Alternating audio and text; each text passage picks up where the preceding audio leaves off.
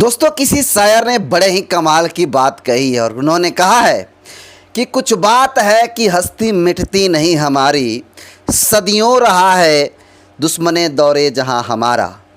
दोस्तों, ये लाइन हूबहू लागू होती है बहुजन समाज पार्टी पर।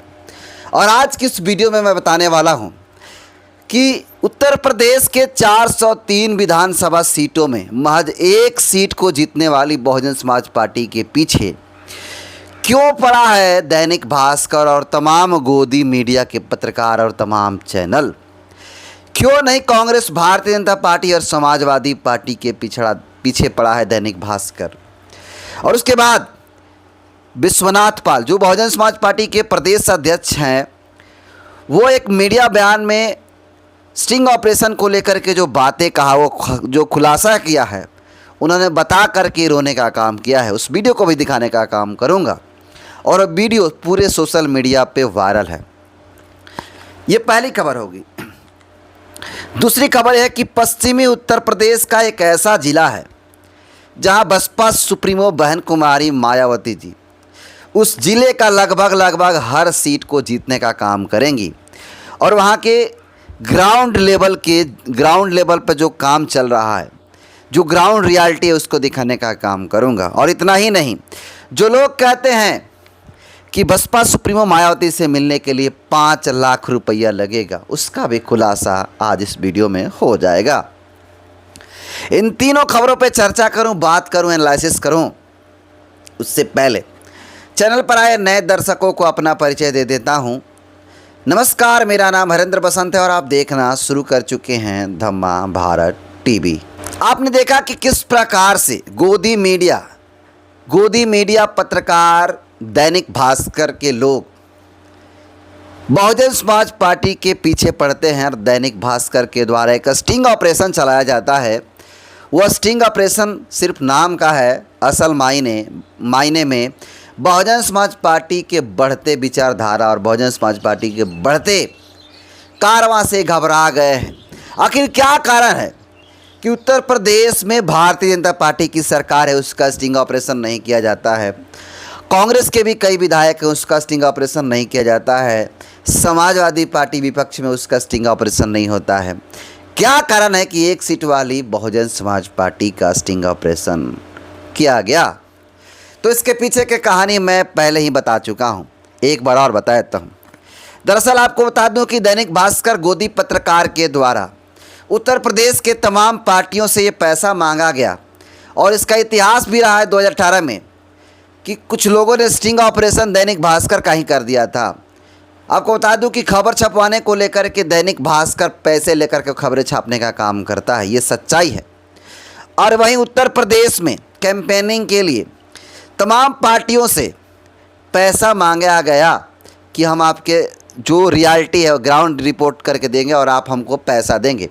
ये कड़वा सच है कि तमाम मीडिया चैनल को मैनेज करते हैं पार्टी के लोग हैं। ऐसे में आप सबको पता है कि उत्तर प्रदेश की सबसे बड़ी पार्टी बहुजन समाज पार्टी अपने देश के तमाम कार्यकर्ताओं के बल पर चलती है। लेकिन ऐसे में जब तमाम लोगों से पैसा मांगा और कई जगहों से मिल गया, जैसे कांग्रेस से मिल गया, बीजेपी से मिल गया, समाजवादी पार्टी से मिल गया, लेकिन जब ये पैसा दैनिक भास्कर को नहीं मिला बहुजन समाज पार्टी के तरफ से, तो इस तरह के कुकृत्य करने का काम किया। और वो सोचा कि अगर ये पैसा नहीं देते हैं तो इस तरीक़ा से पैसा निकलवाना हमको आता है। आपको बता दूं कि दैनिक भास्कर उसके बाद स्टिंग ऑपरेशन करता है और ऐसे उलझुल सवाल पूछता है और उसमें विश्वनाथ पाल कुछ उलझुल जवाब देने का काम करते हैं। उसके बाद कटघरे में खड़ा हो जाता है दैनिक भास्कर कि भाई क्या कारण है कि तुम ओम प्रकाश राजभर की पार्टी का स्टिंग ऑपरेशन करते हो, अनुप्रिया पटेल की पार्टी का स्टिंग ऑपरेशन करते हो, निषाद पार्टी का स्टिंग ऑपरेशन करते हो, बहुजन समाज पार्टी का स्टिंग ऑपरेशन करते हो, लेकिन कटघरे में तुम इसलिए खड़े हो कि उत्तर प्रदेश में सत्ता में बैठी भारतीय जनता पार्टी का स्टिंग ऑपरेशन क्यों नहीं किया, समाजवादी पार्टी का स्टिंग ऑपरेशन क्यों नहीं किया जो विपक्ष में बैठा है, कांग्रेस पार्टी का स्टिंग ऑपरेशन क्यों नहीं किया। ये सबसे बड़ा सवाल उत्तर प्रदेश में दैनिक भास्कर पर लग रहे हैं। और उसके बाद ये जैसे ही विश्वनाथ पाल जी का स्टिंग ऑपरेशन होता है उसके बाद विश्वनाथ पाल जी कैमरे के सामने आते हैं और आपको बता दूं कि वो फपक फपक कर रोने लगते हैं। सबसे पहले उनका बयान को आप सुनिए।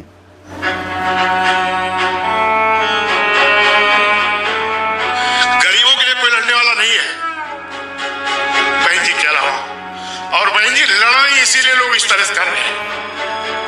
लेकिन ये बहुजन समाज, हर समाज, गरीब व्यक्ति बहन जी के साथ पूरी मुस्तैदी से खड़ा रहेगा और निश्चित 27 में इसका रिजल्ट दिखाई पड़ेगा।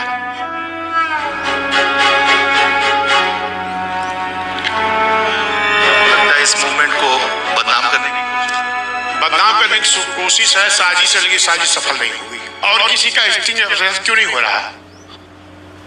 बहुजन समाज पार्टी के प्रदेश अध्यक्ष जी, तो आपने देखा किस प्रकार से स्टिंग ऑपरेशन के बाद विश्वनाथ पाल ने भी सवाल पूछने का काम किया और वो उस पूरी घटना पे रो करके जिक्र कर रहे हैं और कह रहे हैं कि गरीबों के लिए कोई लड़ने वाला नहीं है बसपा सुप्रीमो मायावती के अलावा। इसका बदला 2027 में लिया जाएगा, ये देखने के लिए मिलेगा, जनता जवाब देगी।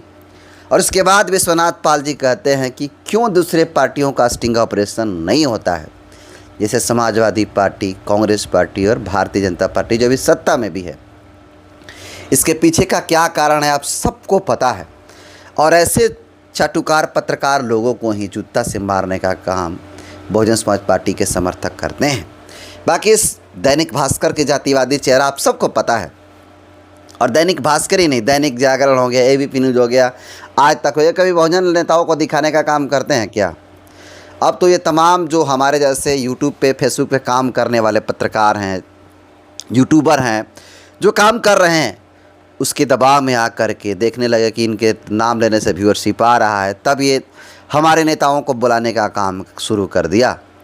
नहीं तो ये लोग तमाम बहुजन समाज पार्टी और आज़ाद समाज पार्टी जैसे बहुजन समाज की जो पार्टियां हैं उसकी आवाज़ को नहीं उठाते थे और ना ही उनको अपने मंच पे बुलाने का काम करते थे। बाकी ये इस तरह का दैनिक भास्कर को कृत्य किया, इसको कैसे देखते हैं अपना फीडबैक जरूर दीजिएगा।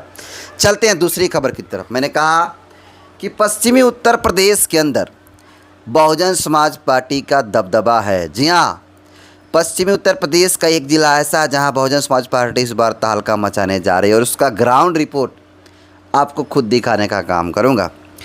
हमारे वीडियो में एक सोशल मीडिया पर वीडियो वायरल हो रहा है जिसमें एक पत्रकार हैं जो ग्राउंड रिपोर्ट कर रहे हैं, और उस ग्राउंड रिपोर्ट में आपको दिखाने का काम करूंगा कि पश्चिम उत्तर प्रदेश के हापुड़ जिला से ये रिपोर्ट की गई और देखिए यहाँ के लोगों का क्या कहना है।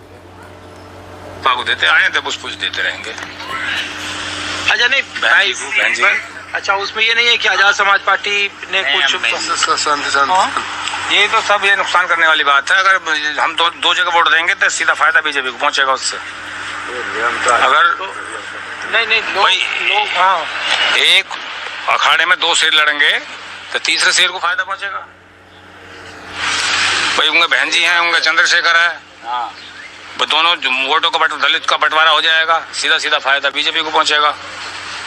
नहीं लेकिन हम तो आप लोगों के बीच में ही है कि जय भीम, जय अंबेडकर, जय संविधान, ये तो सब लोग कर रहे हैं। चंद्रशेखर जी भी वही बात कर रहे हैं, बहन जी भी वही बात कर रहे हैं, कांग्रेस भी वही बात कर। तो देखा आपने किस प्रकार से पत्रकार के द्वारा पूछा गया कि चंद्रशेखर आज़ाद भी हैं, बहन जी भी हैं, तो उसको लेकर के वहाँ के जो स्थानीय लोग हैं वो कह रहे हैं कि अखाड़े पर 2 लोग नहीं लड़ सकते हैं, कोई एक ही आदमी लड़ सकता है, और दो जगह जब अपने ही समाज के लोग लड़ेंगे तो फ़ायदा तीसरा को ही होगा। इसीलिए ये तमाम लोग अब मन बना चुके हैं कि बहुजन समाज पार्टी को ही वोट करेंगे।